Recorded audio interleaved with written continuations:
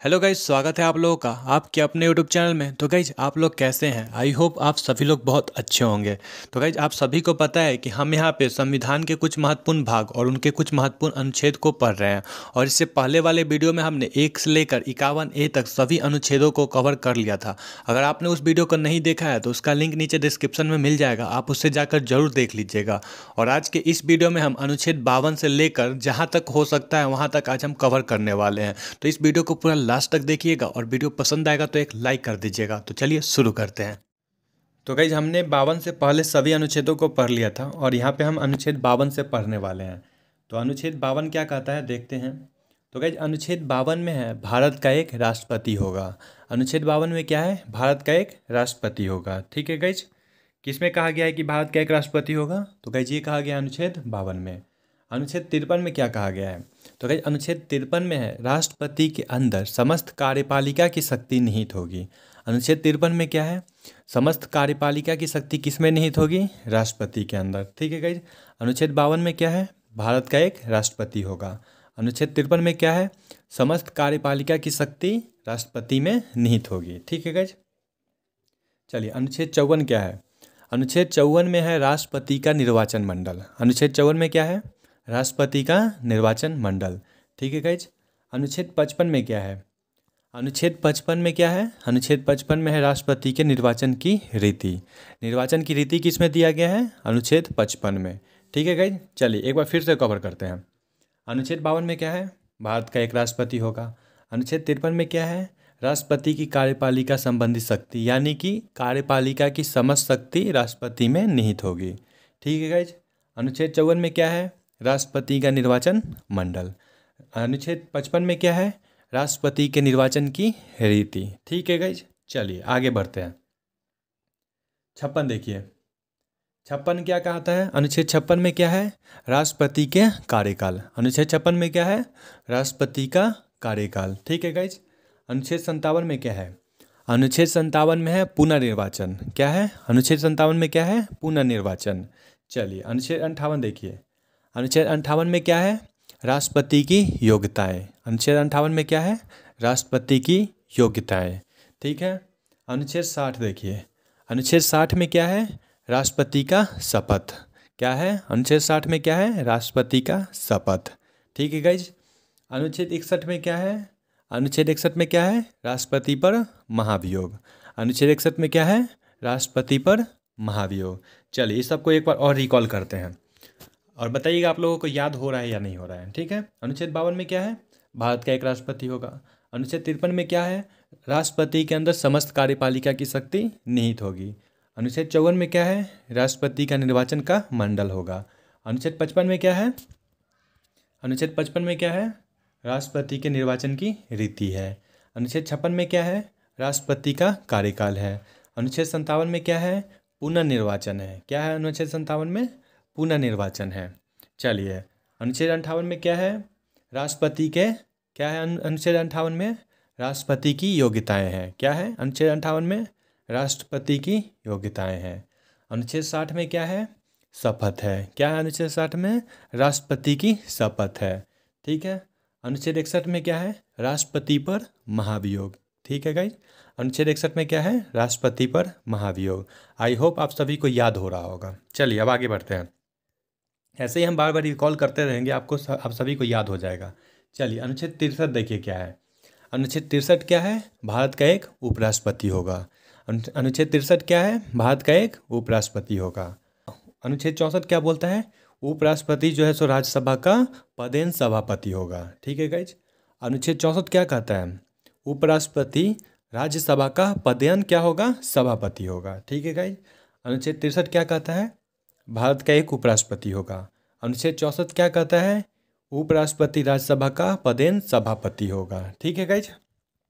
चलिए आगे देखिए। अनुच्छेद 66 देखिए। उपराष्ट्रपति का क्या है? निर्वाचन मंडल है। अनुच्छेद 66 में क्या है? उपराष्ट्रपति का निर्वाचन मंडल। ठीक है गाइज। अनुच्छेद 67 में देखिए। अनुच्छेद 67 आर्टिकल 67 में क्या है? उपराष्ट्रपति का क्या है? कार्यकाल। क्या है? कार्यकाल। अनुच्छेद 67 में क्या है? उपराष्ट्रपति का कार्यकाल। ठीक है। अनुच्छेद 69 देखिए, अनुच्छेद 69 में क्या है, उपराष्ट्रपति द्वारा शपथ ग्रहण। ठीक है गाइज, अनुच्छेद 69 में क्या है, उपराष्ट्रपति का शपथ ग्रहण। तो गाइज अनुच्छेद 71 क्या कहता है कि राष्ट्रपति और उपराष्ट्रपति के मतलब निर्वाचन में जो भी समस्या होगी उसका निवारण कौन करेगा, सुप्रीम कोर्ट करेगा। ठीक है गाइज, अनुच्छेद 71 क्या कहता है कि राष्ट्रपति और उपराष्ट्रपति के निर्वाचन में जो भी मतलब समस्या आएगी वो उसका निपटारा कौन करेगा, सुप्रीम कोर्ट करेगा। ठीक है, चलिए एक बार रिकॉल करते हैं उपराष्ट्रपति को फिर से। अनुच्छेद 63 में क्या है, भारत का एक उपराष्ट्रपति है। ठीक है गाइज, अनुच्छेद 63 में क्या है, भारत का एक उपराष्ट्रपति होगा। अनुच्छेद 64 में क्या कहा गया है कि उपराष्ट्रपति राज्यसभा का क्या होगा, पदेन सभापति होगा। ठीक है गाइज, चलिए 66 देखिए, अनुच्छेद 66 में क्या कहा गया है, उपराष्ट्रपति का निर्वाचन मंडल होगा। अनुच्छेद 67 में क्या है, उपराष्ट्रपति का कार्यकाल है। अनुच्छेद 69 में क्या है, उपराष्ट्रपति का शपथ है। ठीक है गाइज, अनुच्छेद 71 में क्या है, राष्ट्रपति और उपराष्ट्रपति के जो चुनाव है, जो इलेक्शन है, निर्वाचन है, उसमें जो समस्या आएगा उसका निपटारा कौन करेगा, सुप्रीम कोर्ट करेगा। ठीक है गाइज, अनुच्छेद यहाँ पे 71 खत्म हुआ। आई होप आप सभी को याद हो रहा होगा, इस वीडियो को आप बार बार देखिएगा, आपको सभी को याद हो जाएगा। चलिए अनुच्छेद 72 देखिए, अनुच्छेद 72 क्या है, राष्ट्रपति को क्षमादान की शक्ति है। अनुच्छेद 72 क्या है, राष्ट्रपति को क्षमादान की शक्ति दी गई है। ठीक है गाइज, अनुच्छेद 74 क्या है, अनुच्छेद 74 क्या है, राष्ट्रपति की सहायता और सलाह देने के लिए मंत्रिपरिषद का क्या किया गया है, गठन किया गया है। अनुच्छेद 72 में क्या है, राष्ट्रपति को क्षमादान की शक्ति दी गई है। अनुच्छेद 74 में क्या है, मंत्रिमंडल की क्या है, मंत्रिपरिषद की क्या है, गठन किया गया है। ठीक है गाइस, अनुच्छेद 76, अनुच्छेद 76 में क्या है, भारत का महान्यायवादी होगा। ठीक है गाइस, फिर से एक बार देखते हैं। अनुच्छेद 72 में क्या है, राष्ट्रपति को क्षमादान की शक्ति है। अनुच्छेद 74 में क्या है, राष्ट्रपति को सहायता और सलाह देने के लिए मंत्रिपरिषद का गठन किया गया है। ठीक है गाइज, अनुच्छेद 76 में क्या है, अनुच्छेद 76 में तो महान्यायवादी है। अनुच्छेद 76 में क्या है, भारत का एक महान्यायवादी होगा। चलिए अनुच्छेद 77 देखिए, अनुच्छेद 77 क्या कहता है, अनुच्छेद 77 क्या कहता है कि भारत सरकार के कार्य का संचालन होगा। अनुच्छेद 77 क्या कहता है कि भारत सरकार का जो भी कार्य है वो सभी राष्ट्रपति के नाम से होगा। ठीक है गाइज, अनुच्छेद 77 क्या कहता है कि भारत सरकार का जो भी कार्य होगा वो सभी किसके नाम पर होगा, सभी राष्ट्रपति के नाम से होगा। ठीक है गाइज, अनुच्छेद 78 क्या कहता है, अनुच्छेद 78 क्या कहता है, राष्ट्रपति को जानकारी देने आदि के संबंध में प्रधानमंत्री के कर्तव्य क्या है। 78 में क्या कहा गया है, प्रधानमंत्री का कर्तव्य, प्रधानमंत्री का क्या है, कर्तव्य दिया गया है। अनुच्छेद 77 में क्या है, भारत सरकार का समस्त कार्य किसके नाम से होगा, राष्ट्रपति के नाम से होगा। अनुच्छेद 78 क्या है, राष्ट्रपति को जानकारी देने आदि के संबंध में प्रधानमंत्री का कर्तव्य। ठीक है गाइज, चलिए आगे बढ़ते हैं। अनुच्छेद 79, अनुच्छेद 79 में क्या है, अनुच्छेद 79 में क्या है, संसद का गठन है। अनुच्छेद 79 में क्या है, संसद का गठन है। अनुच्छेद 80 में क्या है, राज्यसभा का गठन है। अनुच्छेद 80 में क्या है, राज्यसभा का गठन है। अनुच्छेद 81 में क्या है, लोकसभा का गठन है। तो गाइस अनुच्छेद 85 क्या कहता है, अनुच्छेद 85 कहता है कि राष्ट्रपति संसद का सत्र बुला सकता है, उसका सत्र वाचन कर सकता है और उसका विघटन भी कर सकता है। ठीक है गाइस, अनुच्छेद 85 क्या कहता है कि राष्ट्रपति संसद का सत्र बुला सकता है, उसमें सत्र वाचन कर सकता है यानी भाषण दे सकता है और उसको विघटन कर सकता है। ठीक है गाइस, चलिए अनुच्छेद 93 देखिए। अनुच्छेद 93 क्या है, लोकसभा का अध्यक्ष और उपाध्यक्ष होगा। अनुच्छेद 93 क्या कहता है, लोकसभा का अध्यक्ष और उपाध्यक्ष होगा। 98 क्या कहता है, 98 कहता है संसद का सचिवालय होगा। 98 क्या कहता है, संसद का सचिवालय होगा। चलिए इसको एक बार फिर से रिकॉल करते हैं, कहाँ से कहाँ तक रिकॉल करना है, तो गाइस 72 से करना है। अनुच्छेद 72 क्या कहता है, राष्ट्रपति को क्षमादान की शक्ति है। अनुच्छेद 74 क्या कहता है, राष्ट्रपति की सहायता के लिए मंत्रिपरिषद का गठन है। अनुच्छेद 76 क्या कहता है, भारत का एक महान्यायवादी होगा। अनुच्छेद 77 क्या कहता है, भारत सरकार का समस्त कार्य राष्ट्रपति के नाम से होगा। अनुच्छेद 78 क्या कहता है, राष्ट्रपति को जानकारी देने के संबंध में प्रधानमंत्री का कर्तव्य है। अनुच्छेद 78 में क्या है, प्रधानमंत्री का कर्तव्य है। अनुच्छेद 79 में क्या है, संसद का गठन है। अनुच्छेद 80 में क्या है, राज्यसभा की गठन है। अनुच्छेद 81 में क्या है, लोकसभा का गठन है। अनुच्छेद 85 में क्या है, राष्ट्रपति संसद अनुच्छेद 85 में क्या है, राष्ट्रपति संसद का सत्र बुला सकता है, उसका सत्रवासन कर सकता है और उसका विघटन कर सकता है। अनुच्छेद 93 में क्या है, अनुच्छेद 93 में क्या है, लोकसभा का अध्यक्ष और उपाध्यक्ष होगा। अनुच्छेद 98 में क्या है, संसद का सचिवालय है। तो भाई चलिए अब देखते हैं अनुच्छेद 100 को। अनुच्छेद 100 क्या कहता है, देखिए ध्यान से देखिएगा। अनुच्छेद 103 क्या कहता है, संसद के किसी भी सदन की बैठक का गठन करने के लिए आवश्यक गणपूर्ति सदन के सदस्यों की कुल संख्या का 1/10वां भाग है। 103 क्या कहता है, मतलब अनुच्छेद 100 का 3 क्या कहता है, संसद के किसी भी सदन की किसी भी बैठक का गठन करने के लिए आवश्यक गणपूर्ति सदन के सदस्यों की कुल संख्या का कितना होना चाहिए, 1/10वां भाग होना चाहिए। चलिए 106 देखिए, अनुच्छेद 106 क्या कहता है, अनुच्छेद 106 कहता है संसद सदस्यों के वेतन और भत्ते। क्या है, अनुच्छेद 106 में संसद में जो सदस्य हैं उसके वेतन और भत्ते की बात की गई है। अनुच्छेद 106 में क्या कहा गया है, संसद के सदस्यों के वेतन और भत्ते की बात की गई है। अनुच्छेद 108, अनुच्छेद 108 क्या है, संयुक्त बैठक है। कौन बुलाता है, राष्ट्रपति बुलाता है। ठीक है गाइज। अनुच्छेद 108 क्या है, संयुक्त बैठक का जिक्र है। कुछ दशाओं में संसद के दोनों सदनों की संयुक्त बैठक। ठीक है गाइज। अनुच्छेद 106 में क्या है, संसद सदस्यों के वेतन और भत्ते की बात की गई है। अनुच्छेद 108 में क्या है, कुछ दशाओं में संसद के दोनों सदनों की संयुक्त बैठक है। आप इतना याद रखिए, 108 में क्या है, संयुक्त बैठक है। कौन बुलाता है, राष्ट्रपति बुलाता है। लेकिन इसका ये कौन करता है, मतलब इसकी जो है अध्यक्षता कौन करता है। 108 के तहत बुलाता तो राष्ट्रपति है, लेकिन इसका अध्यक्षता करता है लोकसभा का स्पीकर। ठीक है गाइज। चलिए एक बार फिर से रिकॉल करते हैं, कहाँ से, 103 से। 103 क्या कहता है,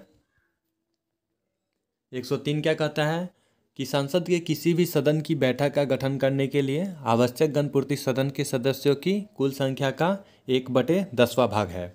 106 क्या कहता है, संसद सदस्यों के वेतन और भत्ते की बात करता है। 108 क्या कहता है, संयुक्त बैठक बुलाता है। कौन बुलाता है, राष्ट्रपति। इसकी अध्यक्षता कौन करता है, लोकसभा का स्पीकर। चलिए आगे बढ़ते हैं। 110 देखिए, 110 क्या बोलता है। तो भाई 110 में है धन विद्या की परिभाषा। 110 में क्या है, धन विद्या की परिभाषा। 112 में क्या है, वार्षिक वित्तीय वर्ष विवरण, जिसको हम बजट कहते हैं। 110 में क्या है, धन विद्या की परिभाषा। 112 में क्या है, वार्षिक वित्तीय विवरण। चलिए गाइज, आई होप सभी को आप लोगों को याद हो रहा होगा, और याद हो रहा है तो गाइज बताइएगा, नीचे कमेंट करके बताइएगा कि हाँ वीडियो अच्छा है, और एक कमेंट भी कर दीजिएगा कैसा वीडियो पसंद आ रहा है या नहीं आ रहा है, और लाइक कर दीजिएगा वीडियो को ज़रूर। चलिए गाइज 110 फिर से देख लीजिए। 110 में क्या है, तो गाइज 110 फिर से देखिए। 110 में क्या है, धन विद्या की परिभाषा। 112 में क्या है, वार्षिक वित्तीय विवरण। ठीक है गाइज, इस वीडियो का बार बार चला के देखिएगा, सभी महत्वपूर्ण अनुच्छेद आप लोगों का कवर हो जाएगा, और इतना बार हम इसको रिपीट करेंगे कि आप सभी का फिंगर टिप्स हो जाएगा। चलिए गाइज आगे देखिए। अनुच्छेद 117, 117 में क्या है, वित्त विधेयकों के बारे में विशेष उपबंध है। क्या है, वित्त विधेयकों के बारे में क्या है, विशेष उपबंध है।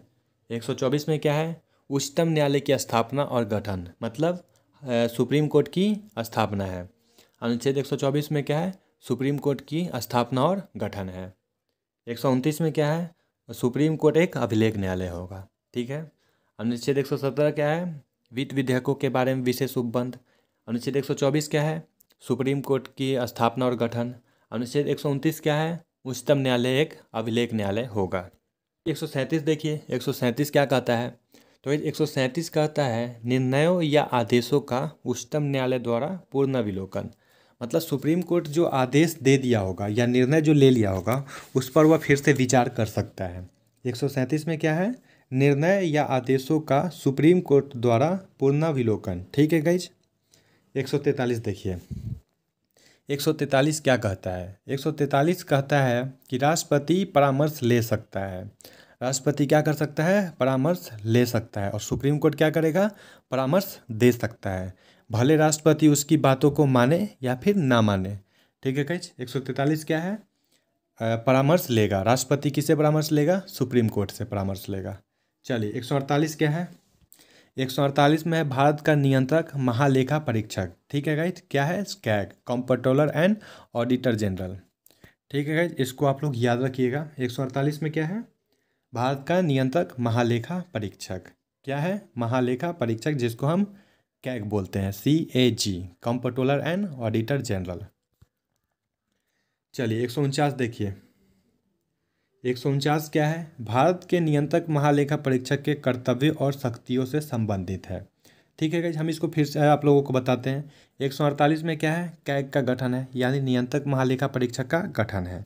149 में क्या है? कैग जो है महालेखा परीक्षक है, उसका कर्तव्य दिया गया है। 150 में क्या है? 150 में वो ड्राफ्ट तैयार करता है, और 151 में क्या है? वो राष्ट्रपति को सौंप देता है। आई होप आप सभी को समझ में आ रहा होगा।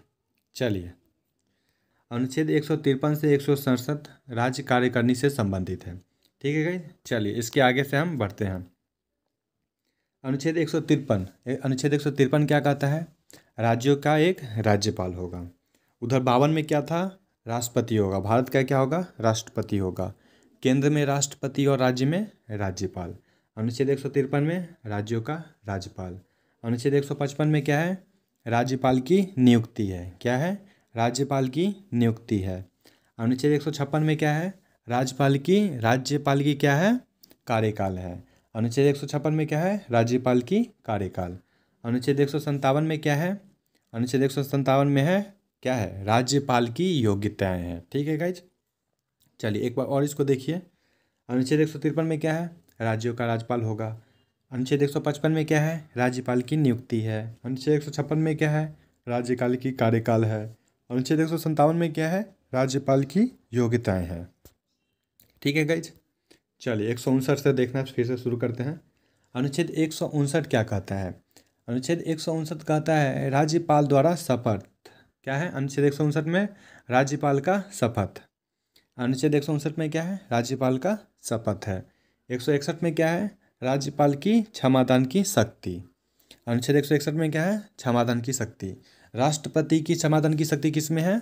वो है हमारा आर्टिकल 72 में। और राज्यपाल की किस में है? आर्टिकल 161 में है। ठीक है गाइस, चलिए एक बार फिर से हम रिकॉल करते हैं पूरा राज्यपाल को। हमारा 153 से लेकर 167 तक जो है सो राज्य कार्यकारिणी से संबंधित है। ठीक है गाइस, 153 से 167 तक क्या है? राज्य कार्यकारिणी से संबंधित है। भारत राज्यों का एक राज्यपाल होगा, किस में कहा गया है? ये कहा गया 153 में। राज्यपाल की नियुक्ति किस में है? 155 में। राज्यपाल का कार्यकाल किस में है? 156 में। राज्यपाल की योग्यताएं किस में है? 157 में। ठीक है गाइज, राज्यपाल की शपथ किस में है? 159 में। राज्यपाल की क्षमादान की शक्ति किस में है? अनुच्छेद 161 में। गाइज इतना बार हम इसको रिपीट करेंगे कि आप सभी को याद हो जाएगा। चलिए 163 देखिए। अनुच्छेद 163 क्या कहता है? राज्यपाल को सहायता और सलाह देने के लिए मंत्रिपरिषद का गठन। राष्ट्रपति अपने सलाह के लिए किस में करता है मंत्रिपरिषद का गठन? वो करता है हमारा 74 में। क्या करता है? 74 में। राष्ट्रपति किस में करता है मंत्रिपरिषद का गठन? 74 में। और राज्यपाल किस में करता है? 163 में। ठीक है गाइज, अनुच्छेद 166। अनुच्छेद 166 में क्या है? राज्य की सरकार के कार्य के संचालन से संबंधित है। 166 में क्या है? राज्य की सरकार के कार्य के संचालन से संबंधित है, मतलब राज्य के कार्य से संबंधित है। ठीक है, 166 क्या है? राज्य की सरकार के कार्य से संबंधित है। इसको आप याद कीजिएगा। 168 क्या है? 168 है राज्यों के विधानमंडल का गठन। ठीक है, अनुच्छेद 168 में क्या है? विधानमंडल का गठन है। 169 में क्या है? राज्यों में विधान परिषद का गठन है। अनुच्छेद 168 में क्या है? विधानमंडल। 169 में क्या है? विधान परिषद। ठीक है गाइज, 178 विधानसभा का अध्यक्ष और उपाध्यक्ष होगा। ठीक है गाइज, विधानसभा का अध्यक्ष और उपाध्यक्ष होगा। केंद्र में क्या था? केंद्र में था राज्यसभा और लोकसभा। राज्यसभा किस में था? राज्यसभा था हमारा 80 में। लोकसभा किस में था? 81 में। और राज्य में क्या है? राज्य में है विधानमंडल और विधान परिषद। विधानमंडल किस में होगा? 168 में। विधान परिषद किस में होगा? 169 में। और 178 में क्या है? विधानसभा का अध्यक्ष और उपाध्यक्ष होगा। ठीक है गाइज, चलिए 182 देखिए। अनुच्छेद 182 क्या कहता है? अनुच्छेद 182 कहता है विधान परिषद का सभापति और उपसभापति। विधान परिषद का सभापति और उपसभापति का जिक्र किस में है? 182 में है। ठीक है गाइज, अनुच्छेद 182 में क्या है? विधान परिषद का सभापति और उपसभापति का जिक्र है। चलिए 214 देखिए। 214 क्या है? राज्यों के लिए उच्च न्यायालय। राज्यों के लिए उच्च न्यायालय यानी हाई कोर्ट। केंद्र के लिए क्या था? 124। केंद्र के लिए क्या था? 124 में क्या था? Supreme court. और राज्य के लिए क्या है? 214 में क्या है? High court. तो इसको आप लोग याद रखिएगा। चलिए आगे देखते हैं। 217 क्या है? 217 क्या है? अनुच्छेद 217 उच्च न्यायालय के न्यायाधीशों की नियुक्ति और उसके पद की शर्तें। 217 में क्या है? जो हाई कोर्ट है उसके न्यायाधीशों की नियुक्ति है और उसके शर्तें हैं। ठीक है गाइज। अनुच्छेद 214 में क्या है? राज्य के लिए उच्च न्यायालय यानी हाई कोर्ट। 217 में क्या है? उच्च न्यायालय में न्यायाधीशों की नियुक्ति और उसके कर्तव्य। ठीक है गाइज।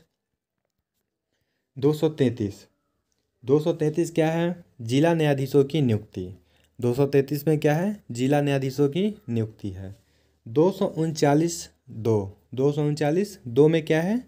राष्ट्रपति किसी राज्य के राज्यपाल को एक निकटवर्ती संघ राज्य क्षेत्र के प्रशासक के रूप में नियुक्त के लिए अधिकृत करता है। मतलब 239(2) में कहा गया है कि एक राष्ट्रपति मतलब एक राज्यपाल जो है वो एक या एक से अधिक मतलब राज्यों का राज्यपाल हो सकता है। ये किसमें कहा गया है? 239(2) में। 239(2) में क्या कहा गया है? राष्ट्रपति किसी राज्य के राज्यपाल को एक निकटवर्ती संघ राज्य क्षेत्र के प्रशासक के रूप में नियुक्त करने के लिए अधिकृत करता है। मतलब राज्यपाल को एक या एक से अधिक राज्यों का राज्यपाल बनाने के लिए नियुक्ति कौन करता है? वो करता है हमारा राष्ट्रपति। ठीक है गाइज। चलिए आगे बढ़ते हैं। इसको फिर से एक बार रिकॉल कर लिया जाए। चलिए एक बार फिर से इसको रिकॉल कर लेते हैं। अनुच्छेद 168 में क्या है? राज्यों के विधानमंडल का गठन है। अनुच्छेद 169 में क्या है? राज्यों में विधान परिषद का गठन है। अनुच्छेद 178 में क्या है? विधानसभा का अध्यक्ष और उपाध्यक्ष होगा। अनुच्छेद 182 में क्या है? विधान परिषद का सभापति और उपसभापति होगा। अनुच्छेद 214 में क्या है? राज्यों के लिए हाई कोर्ट और केंद्र के लिए क्या है? Supreme court. किसमें है? 124 में। 217 में क्या है? हाई कोर्ट के न्यायाधीशों की नियुक्ति और उसके पद शर्तें। ठीक है गाइज। चलिए आगे बढ़ते हैं। 233 में क्या है? जिला न्यायाधीशों की नियुक्ति। 239 में क्या है? एक राज्यपाल एक या एक से अधिक राज्यों का राज्यपाल हो सकता है। यह 239(2) में कहा गया है। चलिए 243 से शुरू करते हैं। 243 में क्या है? पंचायत से संबंधित है। 243 में क्या है? पंचायत से संबंधित है ये। 243 का ग्राम पंचायत से संबंधित है। 243 का क्या है? ग्राम सभा से संबंधित है। 243 का क्या है? पंचायतों का गठन है। 243 था क्या है? नगर पालिकों का गठन है। ठीक है गाइज। फिर से देखिए आप। 243 में क्या है? पंचायत से संबंधित है। 243 क में क्या है? ग्राम सभा है। 243 ख में क्या है? पंचायतों का क्या है? गठन है। 243 थ में क्या है? नगर पालिकों का गठन है। ठीक है गाइज। चलिए आगे बढ़ते हैं। आप इस वीडियो को फिर से एक बार लगा कर देख लीजिएगा। आप सभी को याद हो जाएगा। इतना बार इसमें रिपीट हुआ है कि आप अगर इसको एक बार और लगा कर देख लेते हैं तो आप सभी को 100% याद हो जाएगा। चलिए गाइज। तो गाइज 262 देखिए क्या कहता है। तो 262 में है अंतर्राज्यीय नदियों या नदी दूनों के जल संबंधी विवादों का न्याय निर्णय। 262 में क्या है? जो जल संबंधी विवाद है उसका न्याय निर्णय। ठीक है गाइज। इसको आप लोग याद रखिएगा। चलिए आगे बढ़ते हैं। 263 क्या है? तो भाई 263 है अंतर्राज्यीय परिषद के संबंध में उपबंध। 263 क्या है? अंतर्राज्यीय परिषद के संबंध में उपबंध। 266 क्या है? भारत और राज्यों की संचित निधियाँ। 266 में क्या है? संचित निधि। याद रखिएगा इसको। 266 में क्या है? संचित निधि। ठीक है। 267 में क्या है? आकस्मिकता निधि। ठीक है गाइज। 267 में क्या है? आकस्मिकता निधि। 280 में क्या है? वित्त आयोग। 280 में क्या है? वित्त आयोग। चलिए गाइज इसको फिर से एक बार रिपीट करते हैं। 263 में क्या है? अंतर्राज्यीय परिषद के संबंध में उपबंध। 266 में क्या है? 266 में है संचित निधि। 267 में क्या है? आकस्मिकता निधि। ठीक है गाइज। 280 में क्या है? वित्त आयोग। ठीक है। चलिए आगे बढ़ते हैं। 315 में क्या है, संघ और राज्यों के लिए लोक सेवा आयोग, या फिर इसको आप यूपीएससी बोल सकते हैं। अनुच्छेद 315 में क्या है, यूपीएससी, ठीक है। 324 में क्या है, निर्वाचन के अधीक्षण, निर्देशन और नियंत्रण का निर्वाचन आयोग में निहित होना। 324 में क्या है, निर्वाचन आयोग। आप बस इतना रखिए याद, क्या याद रखना है, 324 में क्या है, निर्वाचन आयोग। 315 में क्या है, यूपीएससी। 324 में क्या है, निर्वाचन आयोग। 315 में क्या है, यूपीएससी। ठीक है गाइज, आप सभी को याद हो रहा होगा। चलिए आगे देखते हैं। अनुच्छेद 330 देखिए, अनुच्छेद 330 क्या कहता है, लोकसभा में अनुसूचित जातियां और अनुसूचित जनजातियों के लिए स्थानों का आरक्षण है।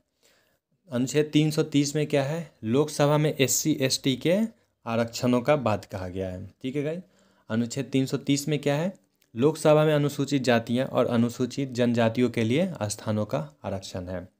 332 क्या है, राज्यों के विधानसभाओं में अनुसूचित जातियों और अनुसूचित जनजातियों के लिए स्थानों का आरक्षण है। इसमें क्या है, अनुच्छेद 330 में क्या है, लोकसभा में एससी एसटी का आरक्षण है। 332 में क्या है, विधानसभाओं में एससी एसटी के आरक्षण है। ठीक है, 330 में लोकसभा में, 332 में विधानसभा में, याद रखिएगा। चलिए आगे बढ़ते हैं। 338 क्या है, राष्ट्रीय अनुसूचित जाति आयोग। ठीक है गाइज, अनुच्छेद 338 में क्या है, राष्ट्रीय अनुसूचित जाति आयोग है, इसको याद रखिएगा। 338 का क्या है, राष्ट्रीय अनुसूचित जनजाति आयोग। 338 में है राष्ट्रीय अनुसूचित जाति आयोग, और 338 क में है राष्ट्रीय अनुसूचित जनजाति आयोग। ठीक है गाइज, इसको आप लोग याद रखिएगा। चलिए 339 देखिए, 339 क्या है, 339 में है अनुसूचित क्षेत्रों के प्रशासन और अनुसूचित जनजातियों के कल्याण के बारे में संघ का नियंत्रण। अनुसूचित क्षेत्रों के प्रशासन और अनुसूचित जनजातियों के कल्याण के बारे में संघ का नियंत्रण। 339 में क्या है, अनुसूचित जनजाति के जो प्रशासन है उसके कल्याण के बारे में कौन नियंत्रण करेगा, उसका तो संघ करेगा। 339 में क्या है, इसको आप देख लीजिएगा और याद कर लीजिएगा। 340 क्या है, 340 में है पिछड़े वर्गों की दशाओं के अन्वेषण के लिए आयोग की नियुक्ति। पिछड़े वर्गों के अन्वेषण के लिए आयोग की नियुक्ति किस में की गई है, 340 में। 340 में क्या है, पिछड़े वर्गों के दशाओं के अन्वेषण के लिए आयोग की नियुक्ति है। ठीक है गाइज। 341 क्या है, अनुसूचित जातियाँ। 342 क्या है, अनुसूचित जनजातियाँ। 343 क्या है, संघ की राजभाषा। ठीक है। 345 क्या है, राज्य की राजभाषा या राजभाषाएं। 350 का क्या है, प्राथमिक स्तर पर मातृभाषा में शिक्षा की सुविधाएं। ठीक है गाइस, इसको फिर से रिपीट करते हैं। अनुच्छेद 341 क्या है, अनुसूचित जातियाँ। 342 क्या है, अनुसूचित जनजातियाँ। 343 क्या है, संघ की राजभाषा। 345 क्या है, राज्य की राजभाषा या राजभाषाएं। 350 क्या है, प्राथमिक स्तर पर मातृभाषा में शिक्षा की सुविधाएं। ठीक है, इसको फिर से एक बार रिकॉल करते हैं, आप सभी को याद हो जाएगा। अनुसूचित जातियाँ किस में आती है, 341 में। अनुसूचित जनजातियाँ किस में आती है, 342 में। संघ की राजभाषा का जिक्र किस में है, 343 में। राज्य की राजभाषा किस में है, 345 में। प्राथमिक स्तर पर मातृभाषा में शिक्षा देने की बात किस में कही गई है, 350 क में। चलिए आगे बढ़ते हैं। 351 क्या है, हिंदी भाषा के विकास के लिए निर्देश दिया गया है। 351 में क्या है, हिंदी भाषा के विकास के लिए निर्देश दिया गया है। 352 में क्या है, आपातकाल की उद्घोषणा। कौन सा आपात लगता है इसमें, तो इसमें राष्ट्रीय आपात लगता है। 352 में क्या है, राष्ट्रीय आपात। 356 में क्या है, 356 में क्या है, राष्ट्रपति शासन। 360 में क्या है, वित्तीय आपात। ठीक है गाइज, इसमें जो दिया गया है इस पर ध्यान मत दीजिए, जो हम बता रहे हैं उस पर ध्यान दीजिए, ये थोड़ा सा आपको मुश्किल होगा याद करने में। चलिए फिर से देखिए, 351 क्या है, हिंदी भाषा के विकास का 351 में क्या है, हिंदी भाषा के विकास के लिए निर्देश दिया गया है। 352 में क्या है, राष्ट्रीय आपात है। क्या है 351 में क्या है, हिंदी भाषा के विकास के लिए निर्देश दिया गया है। 352 में क्या है, राष्ट्रीय आपात है। ठीक है गाइस, 356 में क्या है, राष्ट्रपति शासन है। 360 में क्या है, वित्तीय आपात है। ठीक है गाइज, याद हो गया आप लोगों को। चलिए आगे बढ़े। तो गाइज 368 क्या है, 368 है संविधान का संशोधन करने की संसद की शक्ति और उसके लिए प्रक्रिया। 368 में क्या है, संविधान संशोधन है। ठीक है गाइज, 368 में क्या है, संविधान संशोधन है। 395 में क्या है, संविधान को अपनाने से पूर्व भारत में लागू कुछ कृत्यों को निरस्त करने के लिए कानूनी ढांचा निर्धारित करता है। इसको आप नहीं भी याद करेंगे 395 को फिर भी चलेगा। तो कई यहाँ पे जितने भी महत्वपूर्ण क्वेश्चन थे, जितने भी महत्वपूर्ण हमारे अनुच्छेद थे, 1 से लेकर कितना तक, 395 तक, सभी को यहाँ पे हमने कवर करवा दिया है। अगर आप बोले तो इसका रैपिड फायर बना दिया जाए। तो आप लोगों को अगर वीडियो पसंद आया तो वीडियो को लाइक कर दीजिएगा। आज का वीडियो यहीं तक रखते हैं। तो नीचे कमेंट करके बताइएगा कि आज का वीडियो आप लोगों को कैसा लगा और नेक्स्ट पार्ट आप किसका मतलब किस टॉपिक का चाहते हैं, नीचे कमेंट कर दीजिएगा। और वीडियो पसंद आएगा तो लाइक कर दीजिएगा। और हम लोग यहाँ पे 300 सब्सक्राइबर के काफ़ी नज़दीक है, तो सब्सक्राइब भी कर दीजिएगा चैनल को। तो चलिए मिलते हैं नेक्स्ट वीडियो में, तब तक के लिए अपना ख्याल रखिए। जय हिंद, जय भारत।